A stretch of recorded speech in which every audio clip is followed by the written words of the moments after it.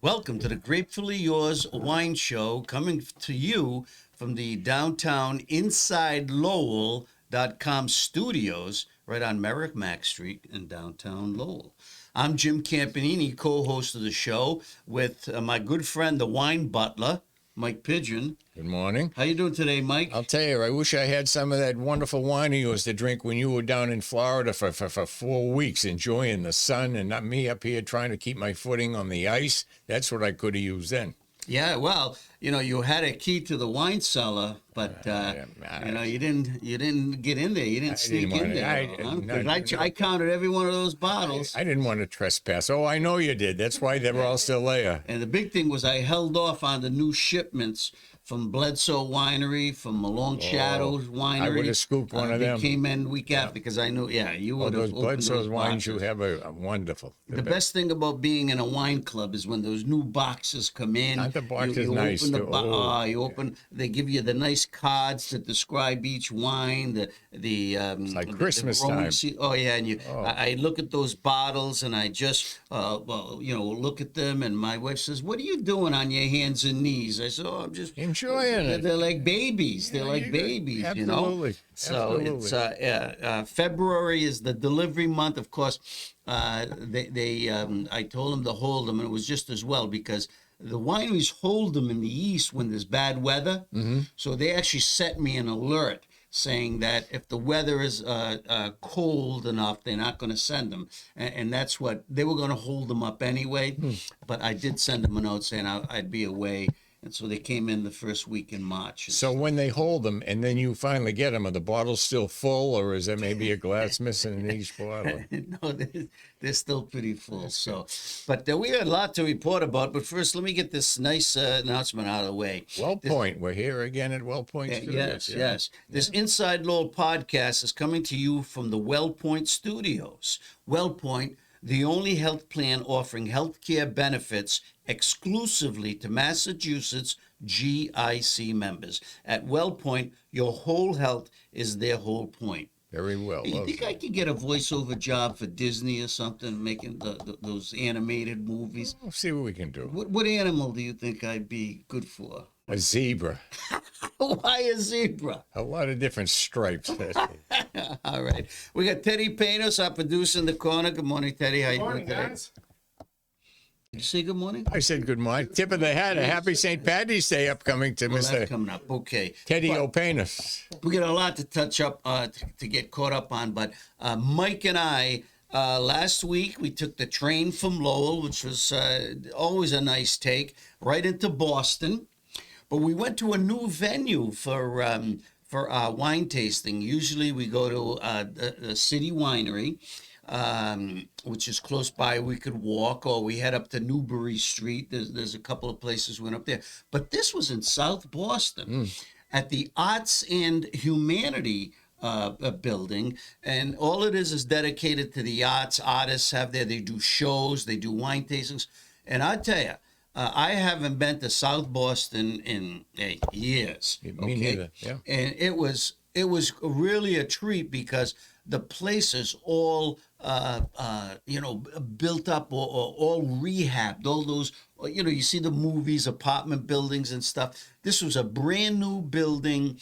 And it really made me feel good. I mean, there are a lot of great neighborhoods in the Boston, and South Boston being one of them. Restaurants on the corners and stuff. Weren't you impressed? I mean, for the little we saw of it, I mean, the cab ride gave us an idea of it, and it's South Boston. It's gotten a lot of press recently. No, it's still gritty in parts, but that's the character of the place. But it was nice. In this building, I mean, we walked in there, a big hall. There were over 40 wine producers. With tables, and the wines that you could, the open tasting went from 12 to 4. But Mike and I were there early because we were invited to attend a special seminar on Prosecco from the Asolo appellation, ASOLO. It's defined by its land and character. It is one of the top producing sites for the Glera grape, which goes into the Prosecco, and it's a DOCG appellation. That's the highest quality appellation regulated by the Italian wine authorities and government. So if you see Asolo on the label, you know it's from a very distinct region where the quality is not only monitored but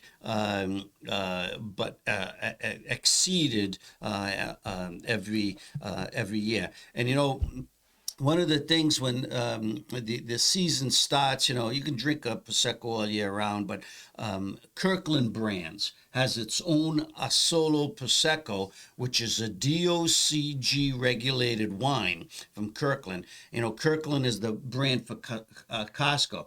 They sell it for $11 a bottle. And I usually go up there and get at least 6 bottles. You know, we drink that for the first couple of weeks of summer and stuff. And then by the time my wife says, why don't you buy a case? Because by the time I go back up there, they're sold out, you know.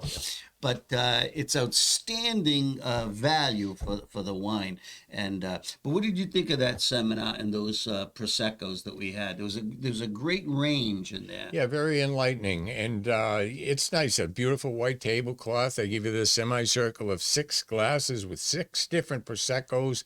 And the gentleman that explained each one, he was fabulous. And his name was, I get it, he was very good because I met with him, talked with him. You had a discussion with him after. Yes, 𝐁𝐮𝐭𝐥𝐿 𝐿𝐿𝐿𝐿.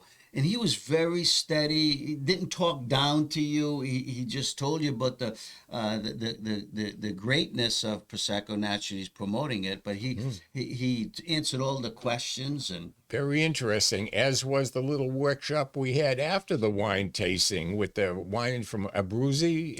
Yeah, that was interesting too. Yeah, the only thing I was disappointed, they were all whites. Abruzzi, the province of Abruzzi, you know, it's Montepulciano di Abruzzi. That's a great red wine. I thought they were going to have whites, some of those. It was all the they were trying to move the whites. The Trebbiano, the white grape. Nice grape. It's an everyday drinking wine. There are different classes of it. You can go from the very entry level to, you know, to the expensive and stuff. And it was fine, but I was hoping that after having all that, you know, tasting the whites in the morning and taste the reds. But the thing that stood out about the Proseccos, especially ones from the Asolo, I had never had the real creamy textured Asolo, you know, and there were 2 of them there because most most Proseccos made from the Glera grape, it's almost like it could be a little pale gold in the glass, the color and stuff. But these were almost yellow. You know, and they had that champagne fizziness. A little head on them, almost. A little head. That's what you said. Yeah. They were almost foamy, like. Just around the edges. Just around, and you know, you don't know what to expect from the glass, but you tasted it. And was it a tasty wine, refreshing, with that nice creaminess, frothiness to it. But that heavy grapefruit taste in them too. You know, Proseccos always have that grapefruit, which is. So it was nice to see the range that the producers in the Asolo region. You know, you can buy the crisp, dry, crisp brut and extra brut versions, or you know, and then all the way through, and then they also have a little, semi-sweet one and stuff, but. And they all match up differently with food. So it was a great exercise and learn about Prosecco. And as we learned, you know, and I've been reading in my wine advisor industry reports. I get them every week. Prosecco sales are going through the roof. And I asked the question to 𝐁𝐿𝐿. I said, you know, what's going to happen Prosecco, because the Prosecco region in the Veneto is a small delimited zone. you can't make prosecco outside of this area in Italy. Like champagne. Yeah, It's this like is champagne in France. Yes. Okay, there's one spot. This is it. The European Union, has it's a trademarked and protected. It's a protected zone. But there's only so much land. And Prosecco sales are now up to 637 million bottles a year. This is the zone that used to, just 10, 15 years ago, they were pushing towards 100 million bottles, and the demand was increasing, and people were saying, how could we do this? How could we sell more wine and stuff? So I said to Gianpaolo, I said, hey, what's happened in the past to all these wines become popular in Italy, there's always a scandal because there's a push for more, and there are, most of the producers are reputable. There's always one or two sneaky cats out there who start either watering down the product or substituting the grapes. Okay, and now that is very hard to do in Italy nowadays because, like I said, the DOCG category and the DOC categories, they have authorities and panels that have to taste the wine before they can be released, and they check all the all the characteristics of the wine to make sure that it is the product that is in that bottle and stuff. But it does happen. That's why you see these scandals in Bordeaux. You always see these scandals where they're selling high-end wines and it's really junk juice, and yet people are buying it because they want to believe that they're getting a great Bordeaux for $50. Well, it's not going to happen if something doesn't smell right. It isn't right, So I'm surprised they're doing that with Prosecco because it's not a high-end item, money-wise. And does it make it worthwhile? Just like when you make counterfeit money, you don't make $1 bills, you make $100 bills. Well, the thing is, it's not. There is no scandal in Prosecco. I'm just saying, I asked this to Gianpaolo. I mean, how do you keep the quality? And he says that's right now, Prosecco has reached its peak. I mean, the quality is being improved every year, new technology and stuff. And he said that's the thing that they have to safeguard now because it's sold throughout the world, and sales have gone up dramatically over 20% the last 5 years. And correspondingly, the sales of champagne have gone down. Champagne sales are down 17%. The French are up in arms over it. And one of the reasons why is because of the quality has suffered. They feel that they can just send out any champagne and people are going to buy it because it's champagne. It's a great wine and stuff. Well, no, that doesn't work. The consumers eventually catch on and they say, hey, it's not worth it, especially when you keep raising the price. Right now, you can get a good bottle of Prosecco for a quality bottle for $15 to $40. Like I said, the Prosecco that Costco sells is $11 a bottle. And it's a DOCG wine from Asolo. So people are sharp. They catch on. And I think champagne is suffering because of the rise in popularity of Prosecco, which has now become an international wine. And when you look at the volume reports, do you know the number one importer of Prosecco wine? It's not the United States. China? China's up there, no, but number one is the United Kingdom, Really? which used to be the number one importer of French champagne. Yeah. Now, England is turning out its own great champagnes.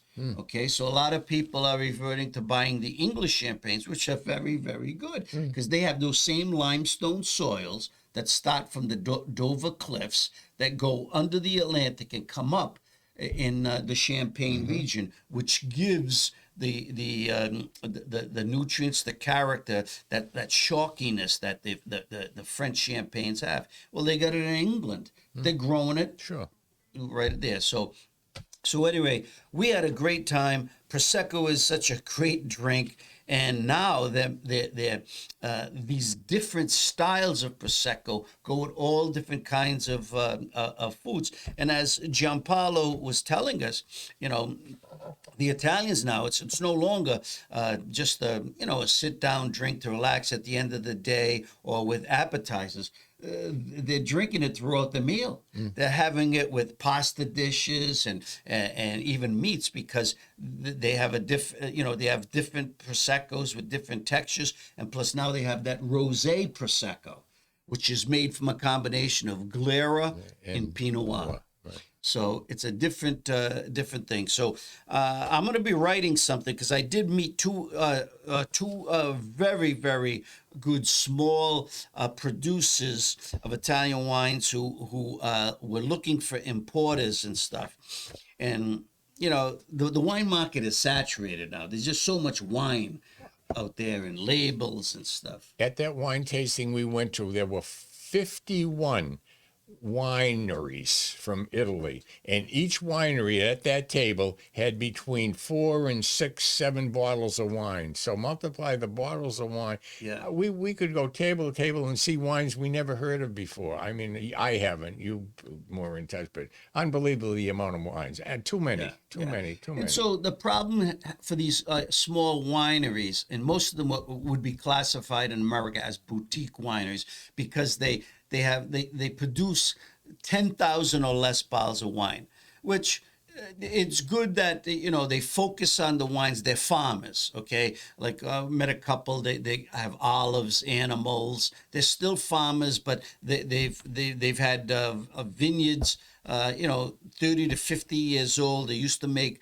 wines for their friends, for their families, and now they've branched out, and they're very good wines. But outside of their region, they don't have any marketing, and it's very difficult because they have to charge a few dollars more or a few euros more to put them out on the market. They can't pay for marketing right now, so it's difficult for them to get the word out. So this was sponsored by the Slow Wine World Tour. Colangelo Partners of New York, which is a good distributor, and they usually send me bottles of wine that they want me to review and taste and stuff. They're very good. So they were sponsoring this Boston edition of the Slow Wine Tour, and they were going to. They've already been in New York. They were going to Los Angeles. I think there were 5 cities across America. Now, hopefully, some of these wineries will find some success and stuff. But it's a tough task. And like Mike was saying, right now, you go to a wine store, the labels are just overwhelming and stuff. But you have to look for authentic wines. There's been a glut of juice the last 2 years in America, especially in Napa Valley. And they're buying this bulk juice, some of it very, very good, very expensive, okay? But they're getting them at low prices now because there's too many. The grape growers and the producers just can't. Wine sales are slowing, and it's just hanging around. So they don't even have wineries. They're just making their own label and plastering it on a bottle, coming up with a name and selling the juice. Well, you know what? You might hit it. You might find a Stag's Leap Cabernet in one of those bottles. It's not going to say it's Stag's Leap on the bottle, but it's the Stag's Leap juice. But it's hit or miss. Yeah. And that bottle might not be around the next year. Right. But there's also a lot of junk juice out there, as they call it. So you got to be very, very careful. It's good to know that the producer is consistent, been around for 10, 15 years, and that's the importance of being educated on wines. All you have to do is take a photo of the bottle, go home, look up the web address, okay? and see, has that winery been in business for, 5, 10 years? If it is, hey, give it a shot. But you know what? I'd be very careful. Even if it's only $10 a bottle, you shouldn't waste $10. Okay, $10 is valuable, and you could probably get a better wine. So be on the lookout for that. But any closing thoughts on our? No, well visit? said. No. We had a good visit. Yeah, and I found too that all the good grapes weren't in the wines. They were on those little trays with the cheese and the meats and. Yeah, Mike was filling his face with the prosciutto and the nice crusty bread. I'm trying to interview some people. He's coming up to me. He's got a piece of prosciutto hanging from his mouth. He says, "Jim, you got to taste this. You got to." I thought he said tasting the wine. He says, "No, you got to taste this prosciutto." I said, "Great for Mike. It's always great to have the wine butler with me, you know." And he did find a nice Barolo. Yeah, the Barolo was good, and Yeah. that Tempranillo. What was that other wine that I like? That white wine that you went over for that. Oh, Vermentino. Vermentino. Yes, that was very, a good. very I good. thought it was, And a that good was from Vermentino, and it was Tuscany, Napa yeah. Valley.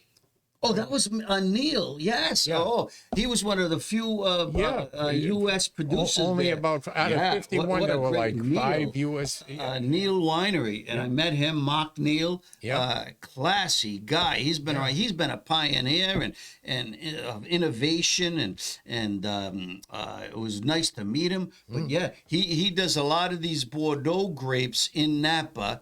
He does have a Cabernet Sauvignon, but he's been known to do these. I think he did a Cabernet. He's got a wine Chile. from Chile. He did the Vermentino. Vermentino was excellent. and stuff. Yeah, I thought it was. Yeah, So it was great. Yeah. So we covered that, but now turning closer to home, we do have St. Patrick's Day coming up, and people will be drinking their beers. And Jameson. They're gonna go with Jameson too. Redbreast. Yeah, absolutely. But it's interesting. Ash Wednesday comes and Lent starts, and a lot of my friends and acquaintances. Oh, I've given up this. I'm not eating the food. I'm walking. I'm giving up wine, and I'd say, you're giving up wine, and what's that going to do? And I remember my pastor telling me this several years ago, and I repeat this story every year. He said to me, "Why are you giving up wine?" He says, Because it's something you like, and you give it up for your religion. No, okay. He said Jesus didn't give up wine. He says even to the 40 days of Well, Lent, he had says, that problem before he went to sober. he broke bread with his disciples, and he tasted wine. He says, now moderating your drinking, he says, that's one. But the Lord does not want to punish you. He doesn't want you to punish yourself. But moderation is good, and stuff. So if you drink every night, you might want to cut it back to 3 days a week or something, which I do. I don't drink every night anymore. I have a glass of wine with dinner, but even that, now I do it 3 days a week, But I know some people who say, oh, I'm only drinking on weekends now. I don't drink during the week. Well, that's 5 meals you're giving up when you can have a nice glass of wine or even a Jameson's. See, when I was young, though, you always gave up something for Lent that you liked. That was it. So one of your, chocolates or something like that. Yeah. Well, so wine, that's something you give dessert. up. Why wouldn't you give it up? It's something because you it's enjoy. a part of life. It's a fabric of your life. It's a part of the meal. It makes the meal better. You thank the Lord, okay, for providing. Okay, that is more important than giving up. Okay, and there's sacrifices, but I say to you thank the Lord for that. And my point is, if these people give up stuff and just do it on the weekend, well, that's a whole lot of living you're giving up.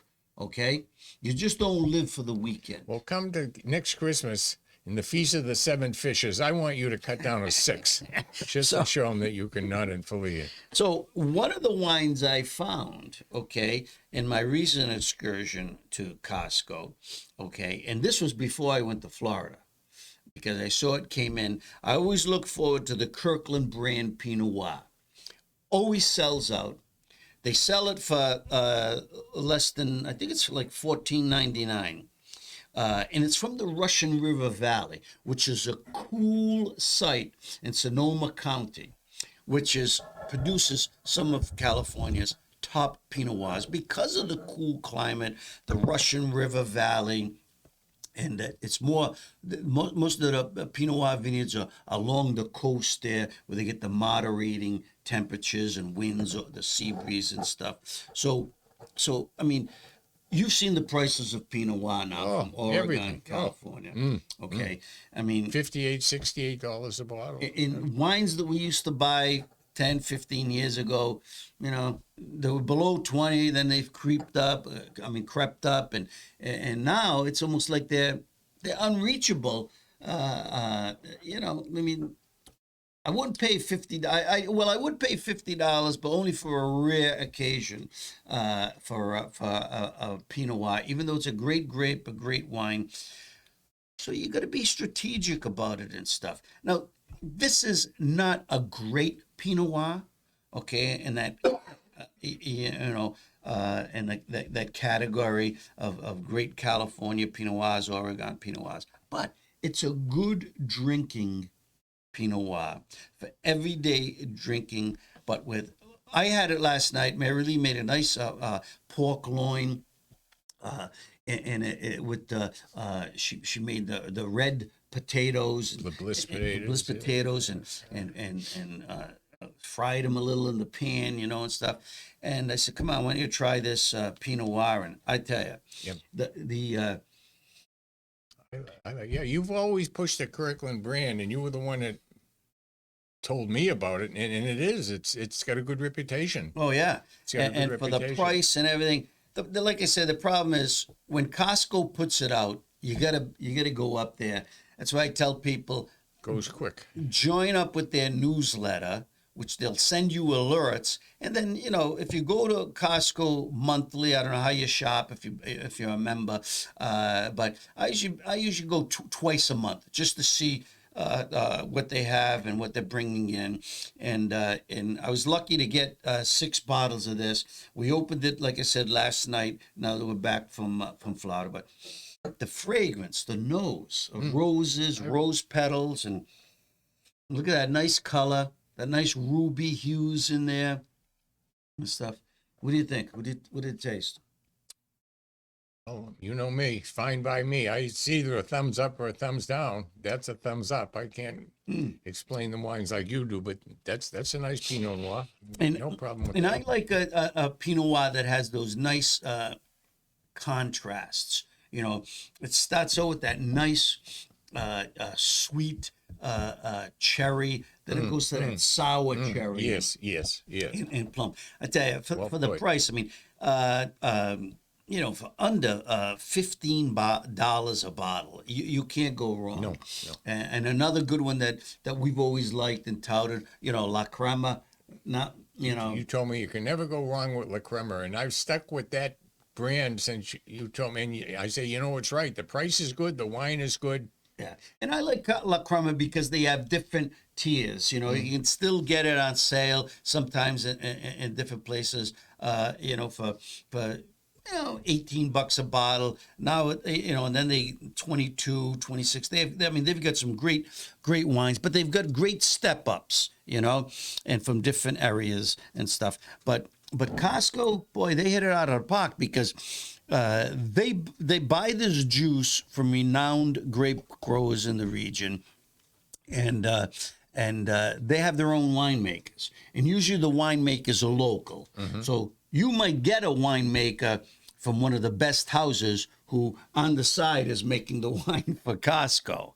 So that's the you know, that's the key there, and you know, you can hit it out of the park. So let me see if the winemaker is Allison Crow in this, and she writes on this bottle her tasting notes.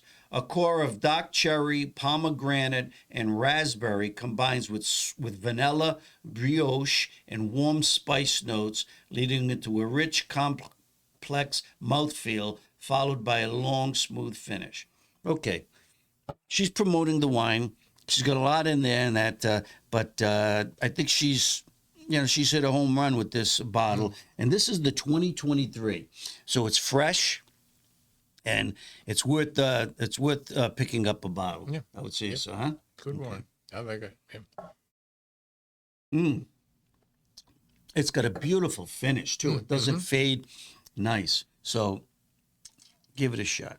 Now, I tried this bottle. I bought this on that same visit to Costco. I bought it in late January, and it was the last bottle I drank before I went to Florida. And I was going to give you a glass, but at the time... But you always change your mind. I never get No, at the glass. time you were heavily medicated. Yeah, I going was. I through your wasn't little, drinking it, yeah. your little illness there that you had. And Mike is fine right now. He's doing much better and stuff. But I didn't want to tempt him because I knew he would have drank it against his doctor's and his wife's orders. So because he's a stubborn guy, okay.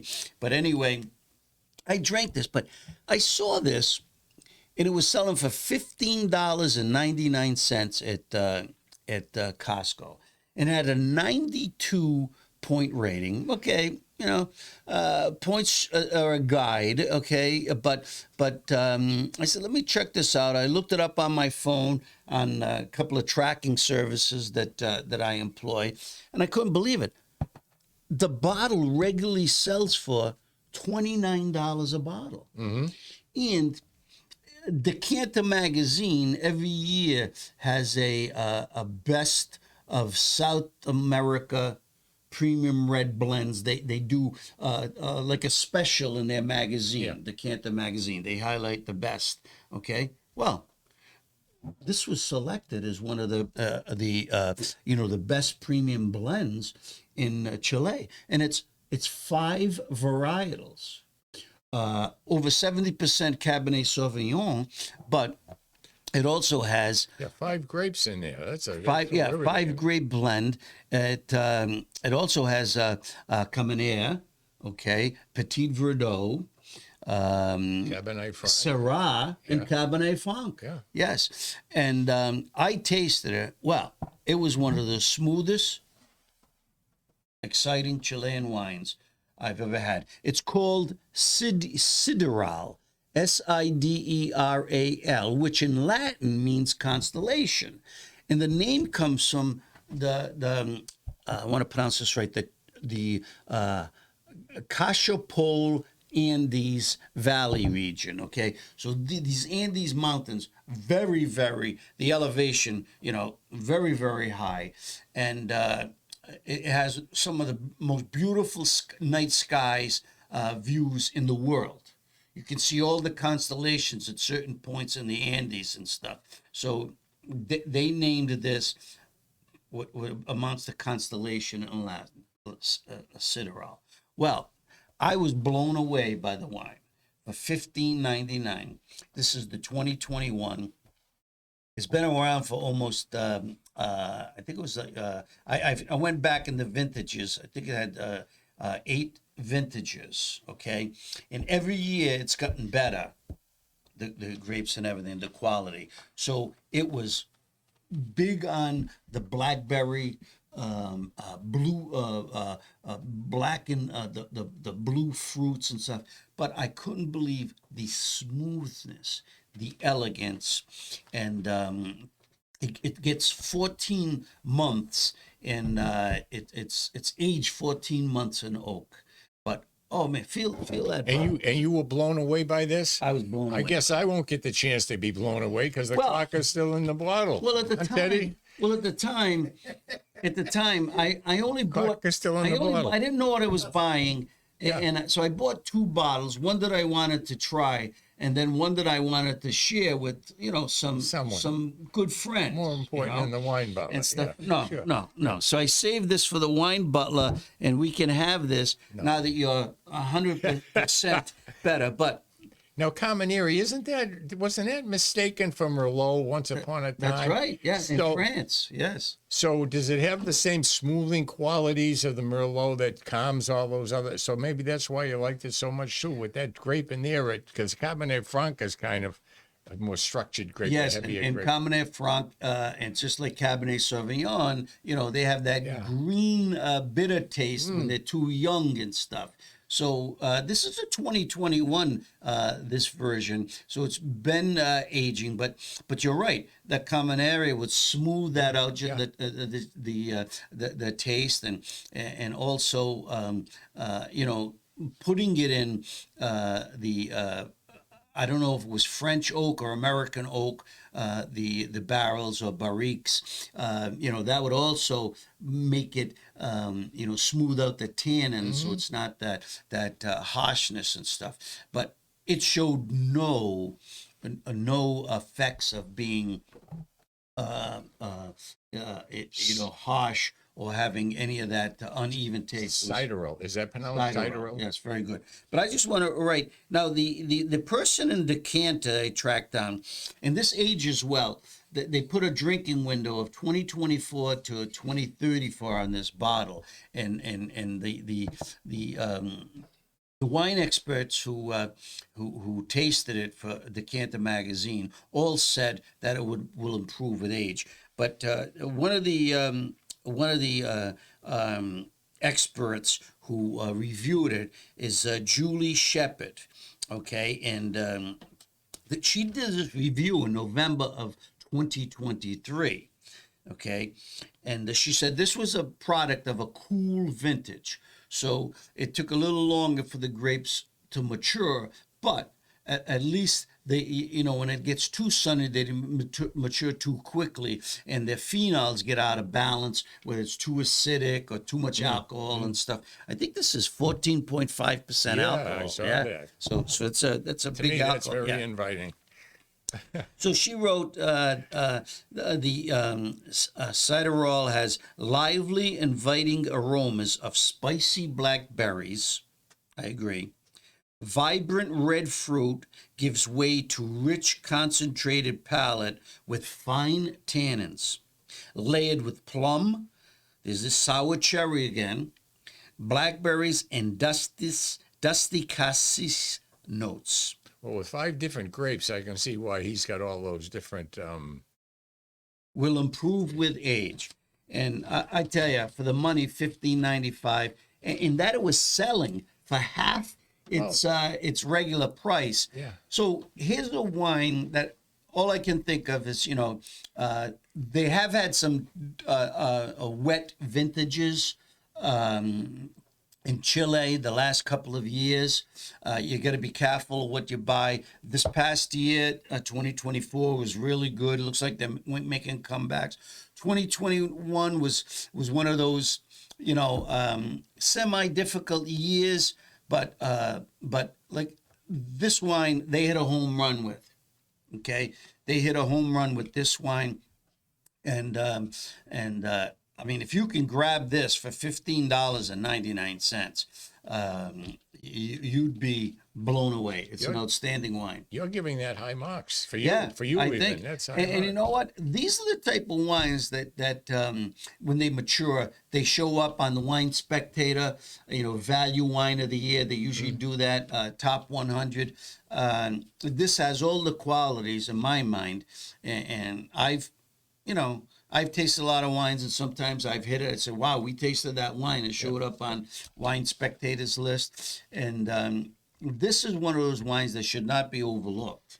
Okay. And probably, it just didn't achieve that point of maturity, but where probably the editors, they probably tasted it and said, well, maybe it wasn't good enough at the point. And where but did you now find that? Did you find that at Costco too? Costco, Yeah, two yeah. Costco wines. Both of them. Okay, yeah. And they had one bin of this, and it was about half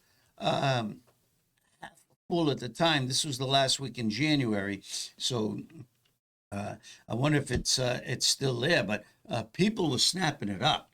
I think the people who knew their wine, they might have been checking it and said, "Wow, it's worth a shot." Selling for half of its normal value, and the producers usually do that because they want to clear the shelves while their new one comes out. And like I said, this ages for over a year, so the imagine the 23s are coming out now. You know, in this vintage and stuff, but it's worth a try. And Mike, I will give you a shot at it. You know, you want to taste a little? No, Okay. you keep that for no.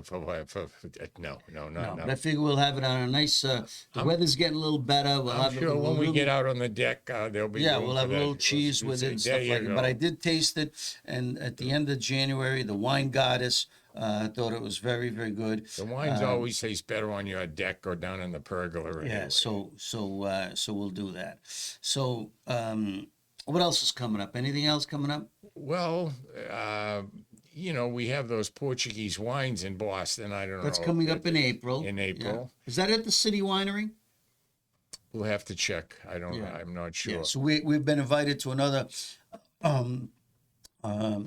wine tasting extravaganza, and I think it's the first week in April. Yeah, we'll head down for that, and I saw that there was some nice Alentejo wines. That's a region in Portugal, which I visited just before COVID. It was a very exciting place. Good wines. And so Portuguese wines are doing very, very well. The blends are extraordinary. So I'm looking forward to that. The new wines. Anything else coming up? No, just a little more drinking, I suppose. But Yeah. No, good show. Yeah. So I got to plan a nice Greek wine dinner at the Athenian Corner with Teddy Panos, because Teddy was kind enough to offer his services and his fine food for a nice wine night for the Salvation Army radiothon. Yeah. So remember we did that little martini tasting, and the food it's was the fantastic. surprise, other than the drinks. That was excellent. Yeah. So Marty Meehan, bid $5,000 for wine tasting night. All the proceeds went to the Salvation Army, and he contacted me the other night. He's raring to go. He said he was going to send me a couple of dates, and I said, I'm not the bus driver on this. I said, I got to check with my partner here, Teddy Panos, to see what's available. And I says, Marty, you can't invite the entire city of Lowell to this. Yeah, it's limited. If you remember, it's limited to 10. Maybe we could stretch it to 12 people. I said, but I says, we will accommodate you. And he said, okay. He says, I'm going to send you a couple of dates. So those are always exciting. And I'm in negotiation again. Friday, I'll be meeting with the people at the Bosa Coastal Italian restaurant up in Haverhill. We had a smash night, the Wines of Sardinia, in early January. 24 people with the rooftop bar. We did Sardinian wines. It was fantastic. They want to invite me back to do another one. We'll see. And we'll go from there. So I'm going to be very busy this spring, Mike. I might need your services. Oh, I think I'm in retirement. All right. Well, here's to the... Well, until next week, our next show, because we want to talk. I want to bring in the new Bledsoe wines, okay, that I just received in from Long Shadows. Oh, and we'll talk about those great wines coming out of Washington State, okay? So until our next show, may the wine be with you. I saved a little.